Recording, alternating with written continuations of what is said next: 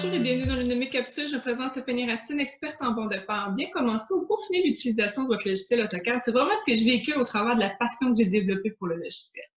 Donc, sans plus tarder, je vous invite à aller visiter ma page web au www.stephanie-cadessert.com.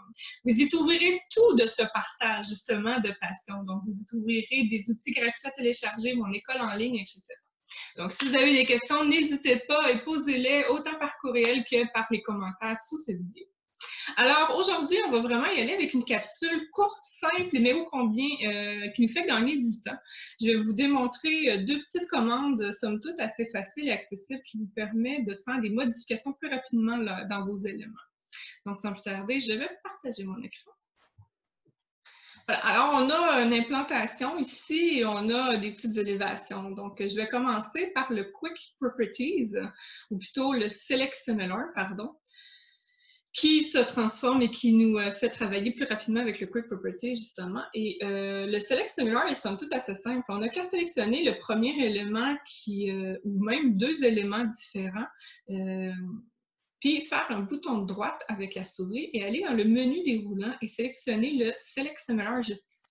Ce que ça fait, c'est que ça va sélectionner tout ce qui est similaire à ce qu'on a sélectionné comme élément initial de base.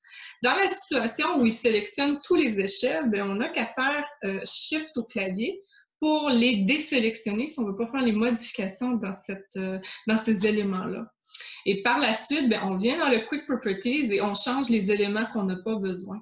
Donc, on pourrait simplement lui dire, entre autres, ici, que je veux avoir un fill color rouge.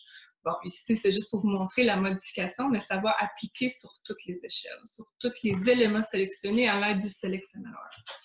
Donc, ça, c'est pour le Select Similar. Ensuite, on a aussi le Find, la commande Find. Elle s'appelle Rechercher quand vous utilisez le AutoCAD français. Pour activer la commande Find, on fait F-I-N-D au clavier. Enter. Un petit boîte d'outils s'ouvre et en fait, ce qu'il nous demande, c'est vraiment la même chose que dans le rechercher de Word, en fait. C'est vraiment le même principe.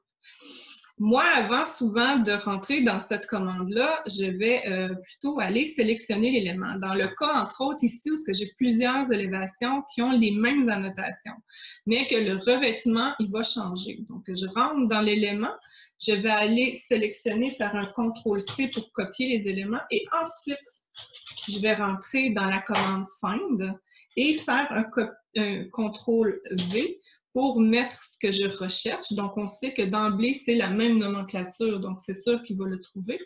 Et quand que je veux le remplacer par, je fais un autre copier-coller et je remplace simplement les éléments dont j'ai besoin.